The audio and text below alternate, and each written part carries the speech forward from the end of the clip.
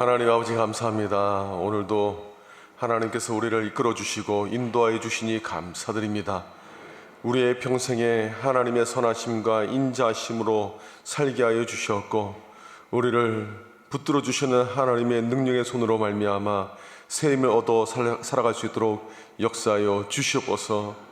코로나 시기로 인해서 움츠러들고 위축된 우리들의 신앙의 모습들이 다시금 하나님 기지개를 펴고 함께 모여 믿음의 교제를 나누며 말씀을 나누며 함께 성장하며 함께 거룩함으로 일어날 수 있도록 함께하여 주시옵소서. 무엇보다 우리가 함께 하나님께 예배드리며 나가는 예배의 회복이 일어나게 하여 주셨고, 무엇보다 하나님 아버지여, 예배 가운데 하나님께서 우리를 만져주시고 우리를 주 안에서 하나가 되게 하신 것을 하나님 누리는 우리 잠실산의교회 모든 성도님들 될 수 있도록 하나님 붙잡아 주시옵소서.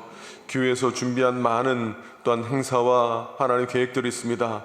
주님께서 은혜를 더해 주셔서 모든 행사와 계획들 가운데 하나님의 은혜의 손길이 풍성하게 부어지게 하여 주셨고, 우리 모든 성도님들과 교우들이 하나님 아버지의 은혜 가운데 더욱더 깊은 하나님의 사랑을 체험하며 신앙의 열매를 맺을 수 있도록 역사하여 주시옵소서. 목장마다 기쁨의 열매가 맺히게 하여 주셨고, 목장마다 평화와 화평의 열매가 넘치도록 하나님께서 은혜를 더하여 주시옵소서. 모든 것을 주께 택하오며 예수님의 이름으로 기도합니다. 아멘. 예, 여러분 잘 지내셨어요? 예, 갑자기 날씨가 지난주하고 이번주하고 또 다르네요, 그죠? 그리고 또 오늘 오후부터는 다시금 이제 날씨가 다 올라간다고 하는데 좀 그나마 좀 다행인 것 같습니다. 저는 예전에는 겨울을 좋아했는데 요새는 겨울이 싫어요. 예전에는 참 겨울도 좋고 뭐 그랬는데 어떠세요? 어떤 계절이 좋으세요? 여름 좋아하세요? 예. 열정이 넘치시네요. 예.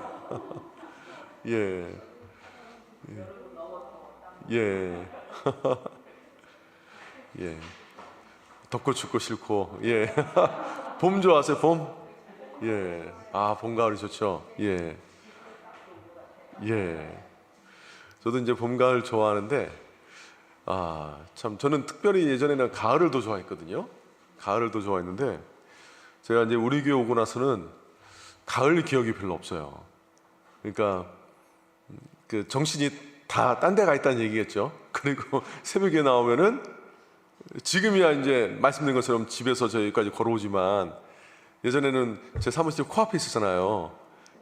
아침에 갔다가 뭐 신방 가거나 뭐 할 때도 차 안에 있다 보니까 실질적으로 뭐 이렇게 많이 느끼지도 못하고, 그리고 이제 밤 되면 집에 들어오고 그러니까 별로 이제 가을 못 느꼈던 것 같아요.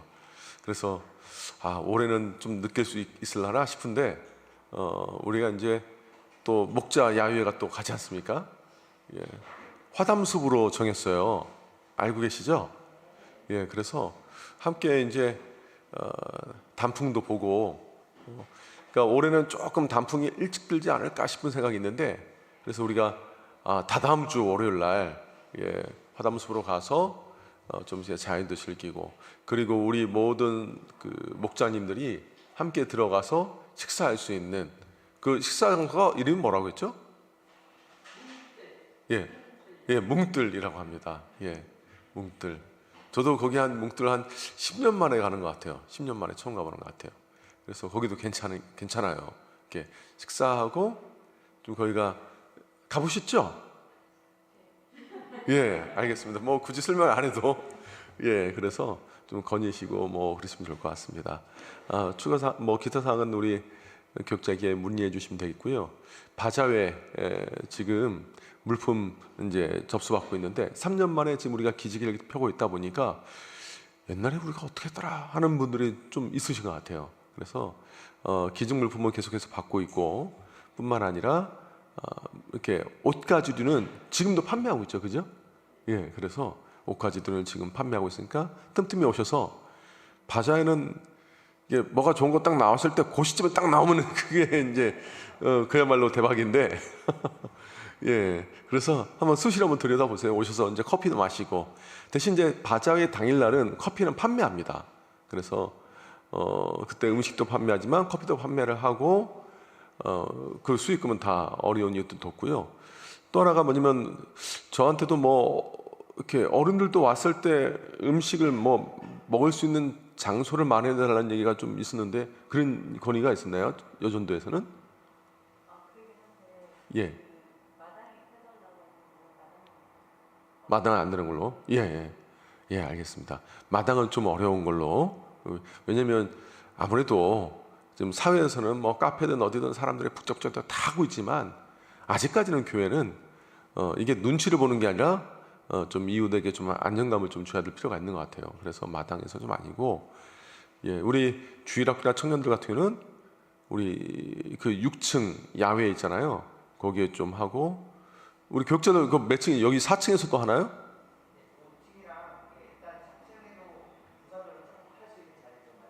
예, 그 5층과 4층에 예, 그렇게 하려고 합니다. 그래서 주일학교나 청년들 이렇게 하고 만약에 어, 나도 마음은 주일학교도 하시면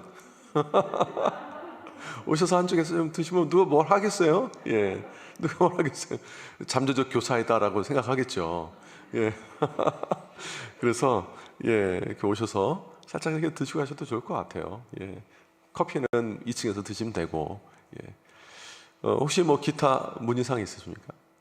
그리고 11월 4일 날은 우리 문화 축제를 좀 하려고 해요. 우리가 저 같은 경우도 코로나 이전에 참 문화를 좀 많이 즐겼던, 그렇다고 해서 제가 뭐 막 현장에 찾아막 그러는 건 아니지만 그래도 이렇게 우리가 문화 속에서 많이 이제 젖어들었던 그 삶의 패턴이 있는데 교회 안에서도 한번 좀 해야겠다 싶어서 우리 교회에 그 뮤지컬 배우가 등록을 하셨어요. 그래서 그분이 좀 노래도 해주시고 출연도 해주시기도 했고, 그리고 우리가 팀 이름은 제가 순간 까먹었는데 좀 이제 악기 팀이 있습니다. 피아노하고 김명호 쌤 그 있죠? 그 뭐죠 그게? 피아노랑 건반 같반 하니까 현악기죠. 예. 그 팀 이름이 뭐였죠? 내 팀 이름 때문에. 예, 뭐 있습니다. 그래서 제가 이번에는 교육자 중심으로 이거 준비하지 않고 처음에는 예전에는 뭐 저는 제가 이전에 그런 걸 짰기 때문에 교회에서 할까 하다가 이번에 이제 김영진 집사님한테 맡겼어요. 김영진 집사님 그쪽에 잘하시니까 섭외를 했는데 굉장히 근사하게 될 것 같습니다. 실용음악과 이제 교수잖아요. 그래서 그쪽으로 이렇게 섭외를 해서 11월 4일 날 금요일입니다. 그래서 그때는 이제 기도회보다는 우리가 함께 모이자는 의미로 한번 이런 것도 한번 함께, 그래서 교회에 올 수 있는 그 계기, 장 이런 걸 좀 마련해야겠다는 생각이 들어서 바자회도 그렇고 그리고 이제 이번에 음악회도 그렇습니다. 그래서 그때 오셔가지고 좋은, 그러니까 우리 감성도 이게 복음적으로 다 이제 예수 믿는 분들이거든요. 그 초대하는 분들이 오셔서 찬송도 이렇게 현악 악기로도 하시고 제가 이제 클래식도 조금 넣었으면 좋겠다 해서 클래식도 좀 하고 할 거예요. 그래서 오셔서 좋은 시간 가지셨으면 좋겠고 부흥회 그 다음 주에 김용의 선교사님 오셔서 부흥회 하실 겁니다. 고민은 부흥회를 온라인은 실시간 하지 말까 하는 고민은 제가 하고 있어요.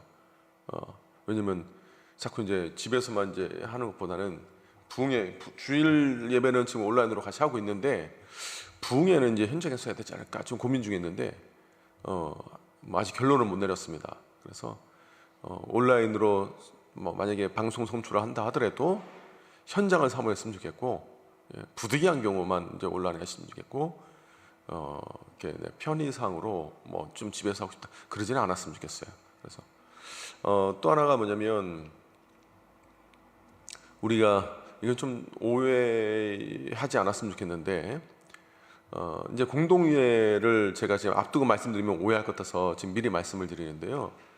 우리 교회는 중직자를 그냥 그러니까 뭐 관점이 있어요. 이렇게 일단 직분을 맡겨놓으면 그분이 알아서 잘한다라는 관점이 있을 수 있는데 저는 그렇게 생각하지는 않아요. 왜냐하면 직분을 이렇게 맡겼는데 이분이 이제 믿음이 성숙하지 않은 상태에서 피식분 맡겨놓으니까 좀 약간 좀 이렇게 혼란스러운 일들도 좀 있는 거는 저는 이제 우리 교회에서도 봤고, 그 이전에서도 저는 성경의 원칙대로 정말 성경에도 그러잖아요. 예, 믿음의 본을 보이는 사람을 세우라겠지, 본을 보일 만한 뭐 이렇게 잠자리 있는 사람 세우라고는 안 했거든요. 그래서 뭐 어느 선이 기준이야 하면은 그 부분이 참 명확하진 않지만, 그래도 객관적 기준에 의해서 줄 출석은 돼야 된다. 그렇죠? 예. 교회 성도라면 뭐 온라인으로 예배를 뭐 어떤 상황에 들을 수도 있고 하지만, 중직이라면 예, 현장에서 봉사도 하고 막 해야 되는 거 아닙니까? 그래서 주일 현장 출석은 돼야 된다. 그리고 봉사도 좀 하셔야 되는데, 그 봉사는 뭐 기준이 뭐냐 좀 애매하긴 합니다. 그러나 봉사는 하셔야 돼요, 현직으로. 또 헌금에 대한 부분도 11조에 대한 부분은 돼야 됩니다.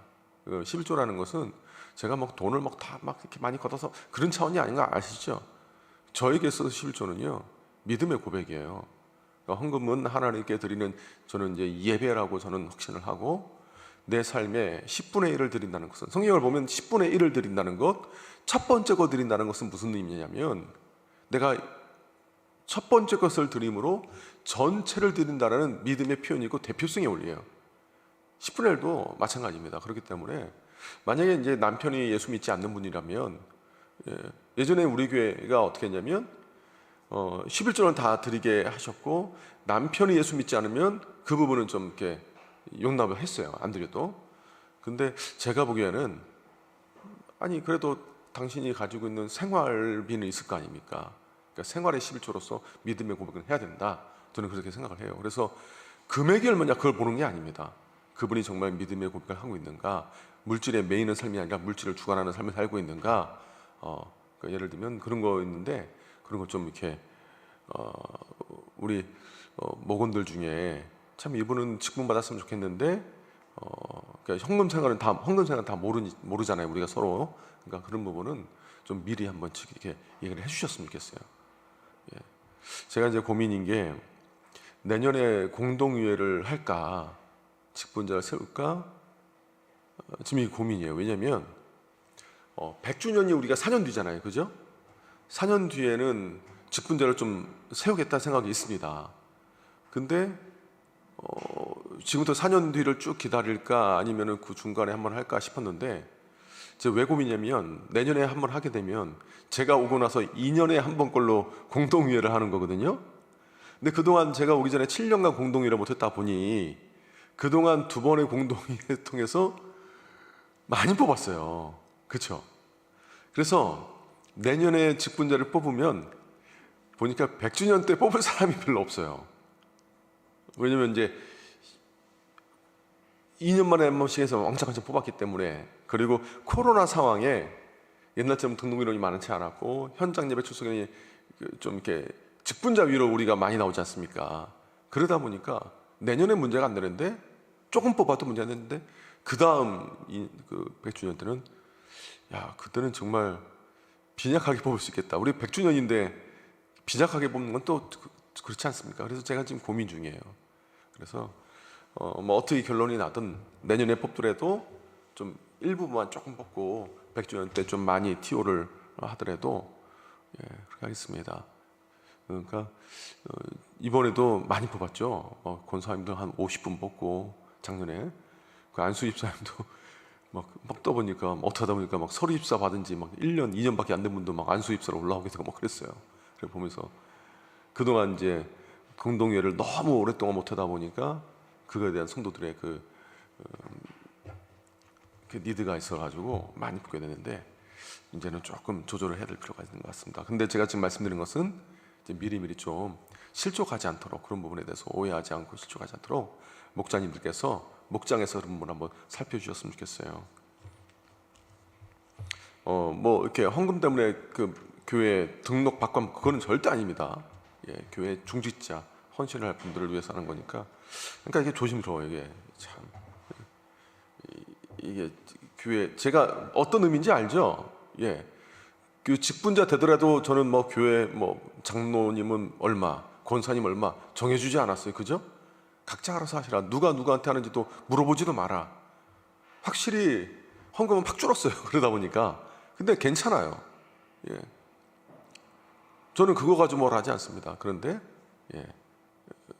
그러니까 신앙의 그 자세, 태도에 대한 부분을 지금 말씀을 드리는 겁니다. 그래서 미리미리 준비하실 수 있도록 했으면 좋겠어요. 혹시 질문 있으세요? 없죠? 예. 그러면 자, 불의의 친구로 제물로 친구를 사귀라. 우리가 이거 좀 어려운 본문이죠, 그죠? 이전에도 이거랑 이 본문 읽었을 때 좀 이해가 되셨나요? 안 됐죠? 근데 이번에 좀 되시나요? 예, 좀 다행이네요. 어떤 분은 목사님 설교 듣고 가시면서 목사님 어려워요 그런 분도 있는데 예, 아직 안 된 분도 있을 것 같아요. 근데 꽤 많이 됐을 거라고 보고 잠깐 설명을 드리겠습니다. 뭐 우리가 본문은 너무 잘 알 테니까 지금 예수님께서 이제 제자들에게 하신 말씀이잖아요, 그죠? 근데 한 부자가 있는데 부자의 청지기가 있다. 근데 이 청지기가 낭비한다 소리 듣고 부자가 주인이 불러서 너 그만둬, 장부 정리해 했다라는 거잖아요. 그러니까 이 청지기가 아니 난 이제 몸으로 살자니 힘써서 살자니 힘이 없고 다른 사람한테 빌어먹자니 제가 이제 설교 시간에 빌어먹자니 하니까 사람들이 깜짝 놀라더라고요.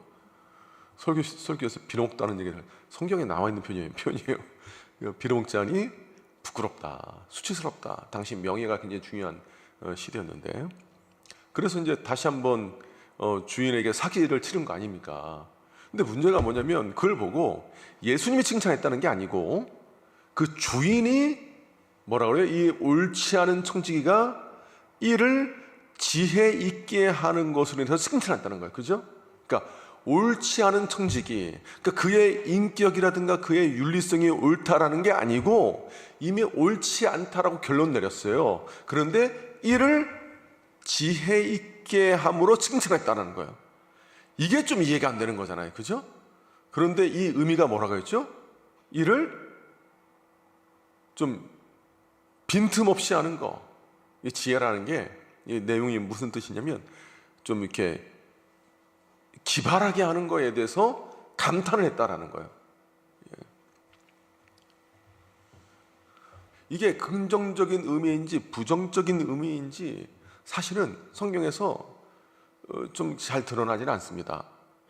그러니까 주인이 좋아했는지 아니면 이거 가지고 굉장히 싫었는데 어쩔 수 없는지 그건 모르겠어요. 그런데 이거 이제 약간 사람들마다 이제 생각이 다르겠죠. 근데 예수님께서 뭐라고 하냐면 야, 세상 사람들도 자신의 미래를 준비하는데 이렇게 예수 믿는 사람들보다 빛의 자녀들보다 더 지혜롭다 하면서 그 다음에 9절에 뭐라고 그래요? 그러니까 너희도 불의의 제물로 친구를 사귀라. 그러면 영주할 처소에서 그들이 너희를 맞이하리라 말씀하시는 거예요. 자, 앞서 말씀드린 것처럼 예수님께서 그러면 지금 제자들에게 뭘 말씀하고 싶어 하는 걸까?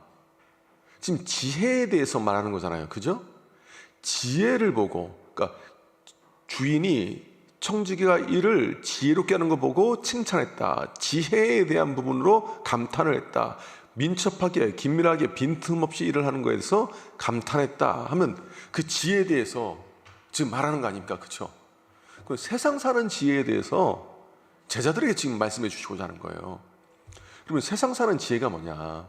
세상 살아가는 그 민첩함, 기민함, 빈틈없는 거, 이게 우리가 믿음의 사람으로서 뭘 해야 되는 거냐? 그걸 봐야 되겠죠.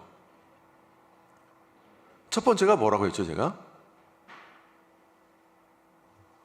지혜 출발은 어디서 나온 겁니까? 예. 내게 있는 소유물이 더 이상 내 것이 아니라는 것을 자각하는 것부터예요.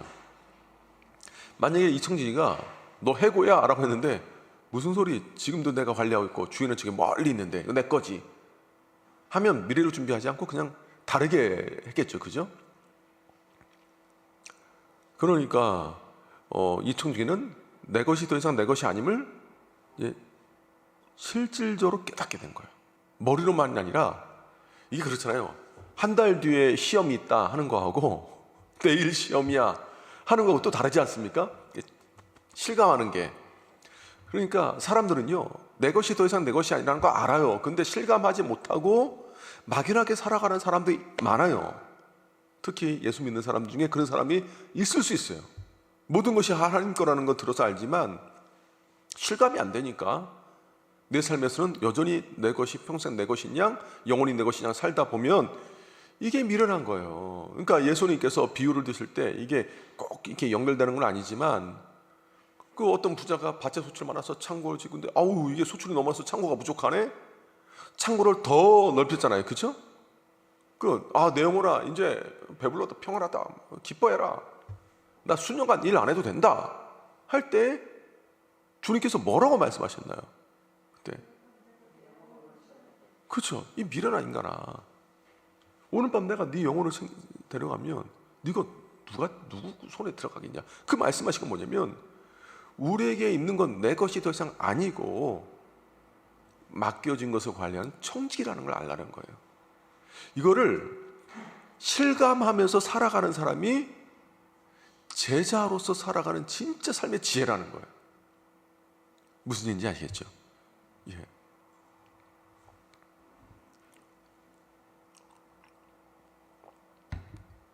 두 번째로 어떤 게 지혜라고 했습니까? 그렇죠. 미래를 준비하는 삶. 미래를. 청지기는 어쨌든 간에 자신의 미래를 준비하고 있어요. 근데 그게 세상적인 방법이었죠. 그렇죠? 옳지 않은 청지기라고 분명히 주님께서 말씀하셨어요. 옳지 않다. 걔가 옳다라는 게 아니야. 옳지 않다로 주님 말씀하셨어요. 우리 보고 사기쳐도 미래만 잘 주자면 장땡이야 이거 말하는 게 아니에요. 뭐로 가도 서울만 가면 된다 이 말씀 아니에요. 수단이 목적을 이렇게 방법을 대신할 수 있다 그거 아니에요. 세상에서 그런다 하는 거예요. 그러면서도 미래를 준비하는데 예수님 따르는 제자들은 미래를 준비하기 위해서 우리가 어떻게 해야 되겠냐. 지금 그 말씀하시는 건데 영원한 나라를 위해서 너희가 준비를 해야 된다. 세상 사람과 똑같이 이 땅에 있는 것만 준비하려고 하면 우리도 사기칠 수밖에 꼭 그래야 되는 건가 모르겠지만 그런 유혹받기 쉬워요. 그렇죠? 이 세상의 미래만 우리가 준비하게 된다면 믿지 않는 사람들처럼 유혹받으며 그렇게 넘어가며 살기 쉬워요. 그런데 주님께서 말씀하셨던 건 뭐냐면 영원한 나라. 그러니까 너희가 이 땅에 있는 불의의 재물로 친구로 사귀면 너희들이 영원히 거할 저 하나님 나라에서 누가 우리를 맞아들인다고 했습니까? 예. 여기서 말하는 그 친구로 사귀라는 말은 나 또한 영원한 삶을 준비하는 것뿐만 아니라 그 또한 영원한 삶을 갈 수 있도록 우리가 인도하는 역할을 하는 거죠. 그래서 우리 중에 저는 기억도 못했는데 어느 날 제 친구가 그러는 거예요. 그러니까 제 이름이 원래 하나 더 있다고 했죠. 뭐냐면 디모데라는 이름이 있어요. 디모데. 예, 원래 영석이라는 이름인데 교회에서는 디모데 불렸거든요. 근데 제 친구가 야 디모데 진짜 고맙다. 왜?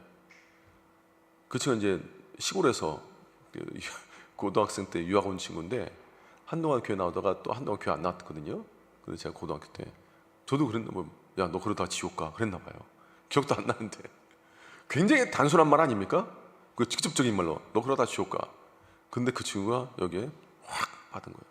그리고 다시 정신 차리고 교회 나왔다는 거예요. 네가 나한테 한마디 했던 그 말 그러다 너 지옥 가. 이 말 때문에 내가 다시금 교회에 나오기 시작했고 다시금 예수 믿기 시작했는데 야 너 진짜 고맙다. 저한테 그런 얘기를 하더라고요. 그래서 야 내가 그런 말 했냐 너한테? 그러니까 그런 말 했대요. 나 기억 없는데 그러니까 그런 말 했대요. 근데 만약에 그 친구가 저보다 먼저 가면 하나님 부르심 받으면 그러니까 예를 들면 그거예요. 제가 주님 부르심 받을 때 누가 나를 영접하러 나오겠는가? 누가 나를 맞이하러 나오겠는가? 그 친구가 맞이한다는 거예요. 야 디모데 정말 고맙다.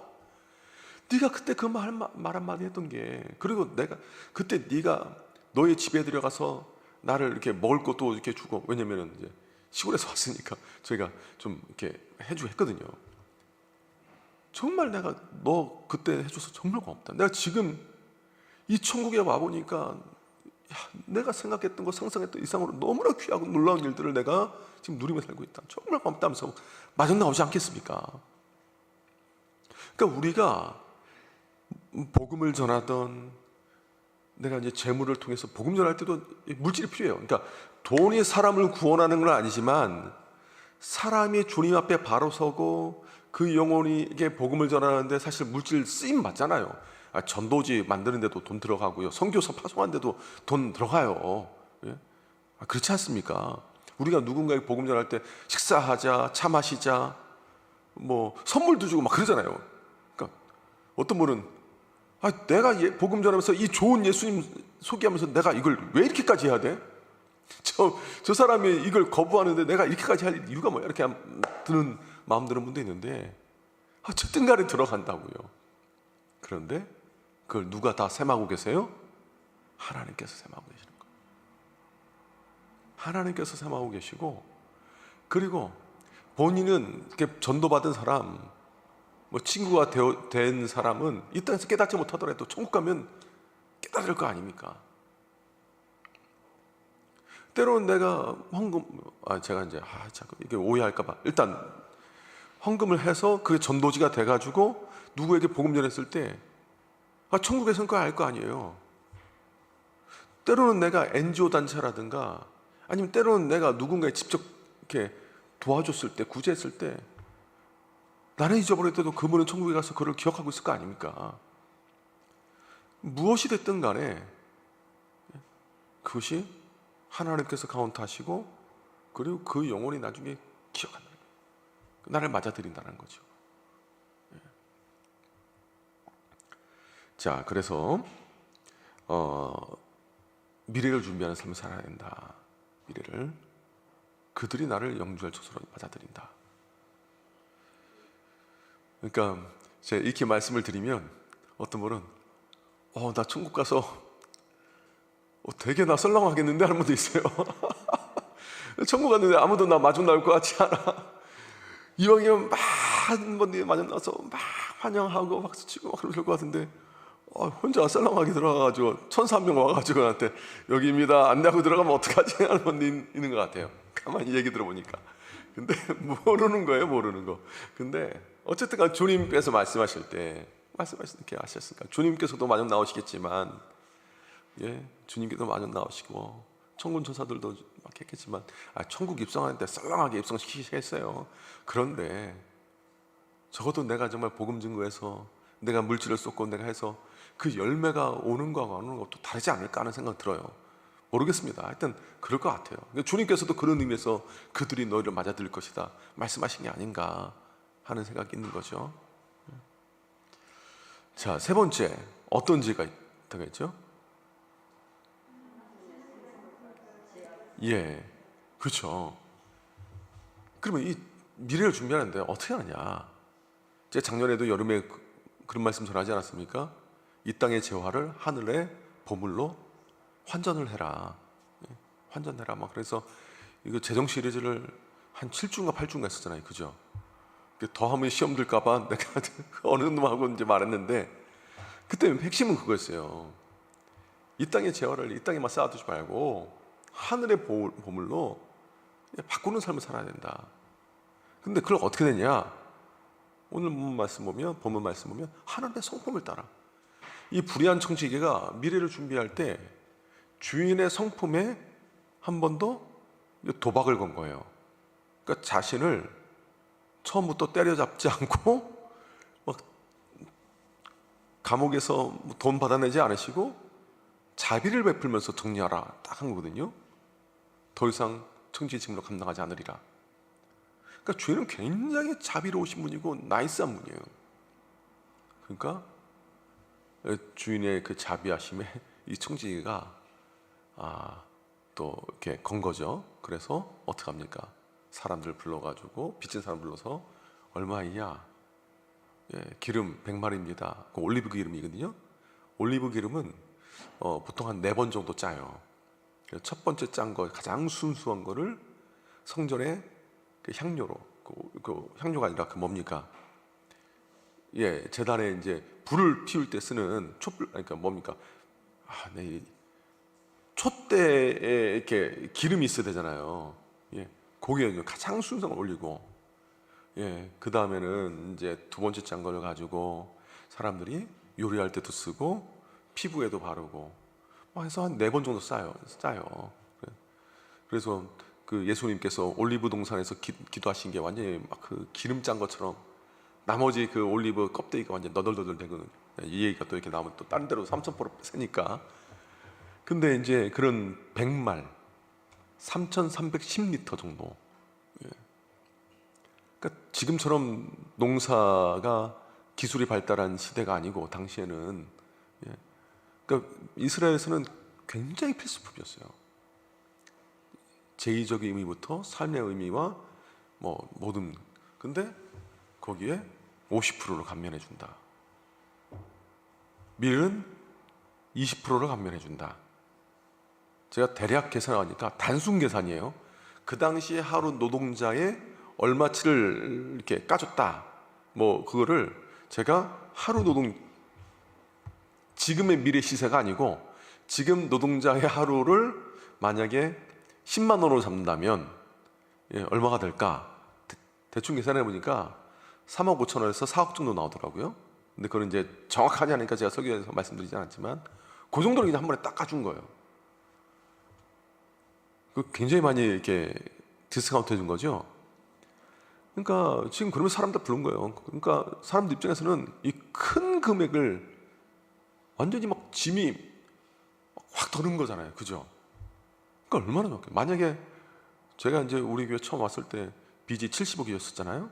근데 우리은행에서 저를 불러가지고 빚이 얼마입니까? 70억입니다. 자, 여기에 증서에 30억이라고 쓰십시오. 40억 가졌으면 저는 정말 그 은행 평생 당몰됐을 거예요. 근데 그러니까 막 선전하겠죠. 야, 정말 그 은행 최고다. 막 은행이 막 구두쇠가 아니더라. 막. 근데 이제 여기는 거대 기업이 아니라 인격적으로 1대1 사람과의 관계니까 더 그런 게 있을 거 아닙니까? 당시에는요, 제가 나중에 은혜에 대한 개념을 설명할 때 말씀을 드리겠지만, 누군가 힘들고 괴로울 때 누군가 나를 돕잖아요. 수혜를 받으면 이게 그 사람에게 은혜로 작용이 되는 거예요. 그 은혜를 찬양하고 노래하고 그런 게 당연했던 거예요. 근데 지금은 예를 들면 누가 힘들다 그러면 그 역할을 국가가 하니까, 세금을 걷어가지고 국가가 어려운 사람 돕고 하니까 우리는 뭐 이렇게 정부 보조 받았어 이 정도 끝나지만, 당시에는 국가가 그런 역할을 하지 않았을 때, 개개인이 그런 역할을 했을 때 이 은혜를 받은 사람들은요, 그 사람에 대해서 굉장히 고마움과 막 은혜를 입고 막 이런 게 있다고요. 평생 은인이에요. 평생 은인. 이 주인이 그 정도로 사람에게 이렇게 자비를 베풀었다면, 사람들은요 그 당시 문화에 보면 기리고 높이고 기념탑을 쌓고 막 그랬다고요. 이스라엘뿐만 아니라 그 당시에 로마가 세계를 지배했을 때 헬라 문화도 그랬습니다. 어느 도시에 유력한 가문이 도시에 기부를 했다. 그럼 그 도시는 그거를 가지고 그 사람의 이름을 따서 도시 이름을 짓던가, 그 사람의 이름을 따서 경기장을 만들던가, 그 사람에 대한 기념일을 만들어서 찬양케 한다거나 뭐 그런 일들로 인해서 그 재정 많은 사람은요, 돈만 많은 구두쇠가 아니라 돈과 명예가 함께 있는, 그래서 그렇게 쌓아온 명성은 돈으로도 살 수 없는 그야말로 명가가 되는 거예요. 그 지금 이 총지가 그걸 노린 거죠. 우리 주인이 돈은 많고 자비로우니까 하자 한 거예요. 근데 만약에 주인이 와가지고 너 총지 키가 못한다 그러면 어떻게 되겠습니까? 나가라 하면 사람들 볼 때 그 역할을 대리했던 청지기 또한, 주인이 나쁜 사람이래, 청지기가 뭐 그렇게 했네, 청지기에게 내가 은혜가 그 주인에게서 청지기로 옮겨지는 거거든요. 자신의 권한, 할 수 있는 권한을 가지고 했으니까. 그러니까 청지기를 자기의 집으로 데려온다고요. 그러니까 주인이 빈틈없이 기가 막힌 거예요. 그래서 그냥 감탄했다. 주인 또한 사람들에게 명성을 얻었겠죠. 그로 인해서. 근데 지금 이게 뭘 말하는 거냐면, 하나님께서 나에게 주신 재화, 재물, 이거를 하나님의 성품을 따라서 써야 된다. 누군가가 내가 쓰는 재물의 그 흐름으로 인해서 하나님의 성품이 드러나게 하고, 누군가가 나의 이 삶을 통해서 하나님을 찬양하게 하고 하나님을 기쁘게 한다라면, 이게 청지기의 삶으로서 바른 모습 아니겠는가. 이 땅에서 우리가 영적으로 정말로 하나님의 자녀로서, 청지기로서 주님 맡겨주신 걸 우리가 재화를 쓰는 삶 아닙니까? 모든 것이 아버지 건데. 그러니까 예수 믿는 사람들은 재물 씀씀이 더 달라야 된다. 그렇게 영원한 삶을 준비해야 된다라고 말씀하시는 거예요. 그래서 좀 이해가 되시나요? 예. 그래서 작은 것에, 지극히 작은 것에 충성한 사람은 큰 것에 또 충성한다. 그러니까 지금 지극히 작은 것은 여기서 말하는 건 뭡니까? 재물이에요. 재물. 우리가 볼 때는 엄청나게 큰 거지만 주인 입장에서 보면 작은 거였고, 하나님 입장에서도 이 땅에 있는 모든 재화는 큰 겁니까? 작은 겁니까? 작은 거예요. 너 재물도 컨트롤 못하고 이것도 너가 하나님 뜻 가운데 하지 못해서 이게 삼킴 받아가지고 재물로 섬긴다고 하면 내가 너한테 뭘 맡기겠냐, 그거 아닙니까? 이 땅에 있는 거 다른 이의 것, 그러니까 하나님의 것인데 여기에도 충성 못하면 앞으로 너희 것이라 예비하는 걸 하나님께 주시겠냐. 볼까요?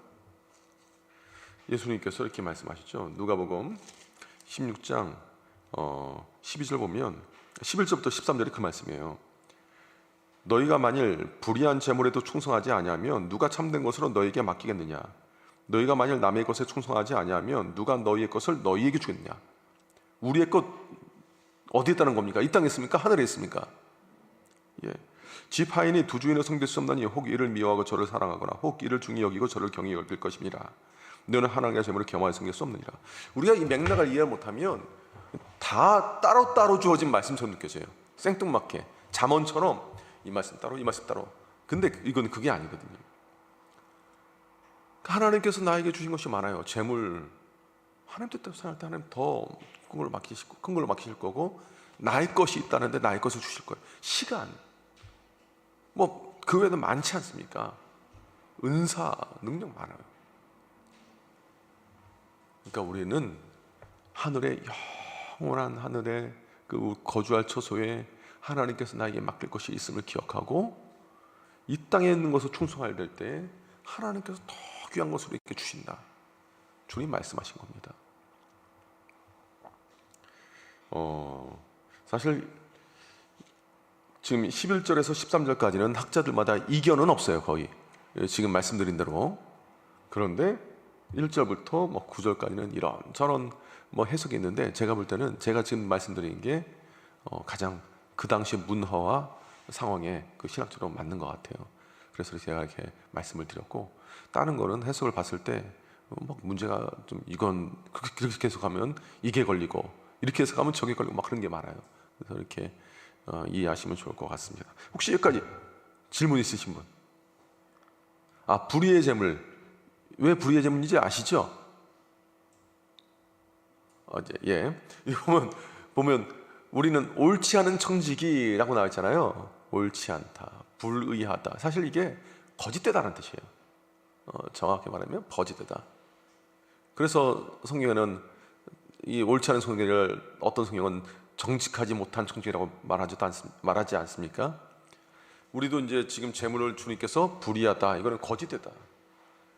에베소서의 말씀 봐도 이제 재물이라는 것은 우리 헛되다라는 말씀도 하고 하는데, 뭐냐면 이 물질 자체가, 이게 이 돈 자체가 도덕성을 갖고 있다는 게 아니에요. 물질을 대하는 우리가 문제예요. 근데 문제가 뭐냐면, 내가 돈을 봤을 때 이 돈이 마치 나를 행복하게 만들고 나를 평안하게 만들고 나를 이끌 것 같지만, 그러나 어떻습니까? 물질이 나를 주관하게 돼요. 결국은 그러니까 한 사람이 두 주인을 섬길 수 없다고 말씀하신 게 내가 물질을 컨트롤하는 게 아니라 물질이 나를 컨트롤하게 돼요. 그래서 물질에 컨트롤된 삶을 살아가는 사람이 얼마나 많습니까? 물질의 메인 삶을 살아가는 사람도 많아요. 그리고 이걸 내 손에 잡을 것 같으면 만족하겠다. 근데 만족하나요? 예, 만족 안 해요. 뭐 통계를 보니까 내가 어느 정도 연봉을 받으면 만족하겠다. 선이 있대요. 근데 거기 올라간 사람들 보면 만족하느냐? 만족하지 않대요. 그 뒤로는 일정 부분 되면 그 이상 연봉이 올라가도 개인의 행복도에는 영향이 없음에도 불구하고 더 추구한다는 거예요. 한 얼마 정도 돼야 부자라는 소리 들을 수 있을까요? 한 100억? 100억 가지면 만족할까요? 안 되겠죠? 불이한 재물이에요. 거짓되게 만들어요. 그래서 거짓된 것에 마음 두지 마라. 정하지 않은 것에 마음 두지 마라. 주님 말씀하신 거예요. 그렇다고 해서 재물이 필요 없다는 거 아닙니다. 왜냐하면 일용할 양식을 구하라고 주님께서 말씀하셨어요. 그래서 나에게 일용할 양식에 대해서 하나님께 구하고 꼭 필요한 거에 대해서 구하되 거기에 근본적으로 마음 두지 말고 물질을 컨트롤하라 라는 말씀을 주신 거죠. 자, 여기까지 질문 있으십니까? 없죠? 자, 그러면 4번 우리 함께 있습니다. 여러분은 바라보며 미래를 준비하고 있습니까? 하나님께서 우리의 인생을 점검하시기 전 이 땅에서 우리가 준비할 것은 무엇인지, 나의 장부는 지금 어떻게 기록되고 있는가? 하나님께서 나에게 주신 이 재화에 대한 장부 어떻게 기록되어 있는가? 한번 점검해 보라는 거예요. 난 그래서 난 미래 준비하고 있는가? 마음껏 편하게 나누셨으면 좋겠고. 자, 5번 우리 함께 있습니다. 하나님의 성품에 의지하여 내가 가진 재물로 이웃을 격려하고 섬길 수 있는 방법이 있다면 함께 이해하고 실천해 봅시다. 예. 그래서 우리가 바자회 하는 거예요. 이러니까 또 바자회 또 광고를 하게 되는데 바자회도 하게 되고, 추수감사주일날 이렇게 뭐 희망상자라고 하나요? 뭐 하여튼 그것도 나누면서 이웃에게 나누기도 하고, 우리 코로나 시기에 어려운 이웃도 돕고 어려운 교회도 돕고 막 그랬잖아요. 그런 일들은 앞으로도 계속 해야 되는데 하는 거예요. 자, 뭐 이렇게 구체적으로 할 수 있는 것을 서로 나눴으면 좋겠고, 그 믿음의 분량대로 일단 할 수 있도록. 믿으면 안 되는데 막 강요해가지고 나중에 하고 나서 시험 들면 또 곤란하니까 인도했으면 좋겠습니다. 자, 기도하고 마치도록 하겠습니다. 하나님 아버지 감사합니다. 세상 사람들도 이 불의한 청지기처럼 자신의 미래를 준비하는데, 예수 믿는 우리는 영원한 미래를 위해서 우리가 아버지의 방식대로, 아버지 뜻대로 삶을 준비해야 되지 않겠습니까? 이 땅의 삶을 하루하루 주님 맡겨주신 것을 가지고 주님 성품에 맞게, 주님의 뜻에 맞게 사용하는 우리가 되게 하여 주시옵소서. 목장마다 일어나고 성령 충만케 하여 주셨고, 우리 교회가 이 시대에 주님께서 맡겨주신 시대적인 사명 잘 감당케 하여 주시옵소서. 감사드리오며 예수님의 이름으로 기도합니다. 아멘.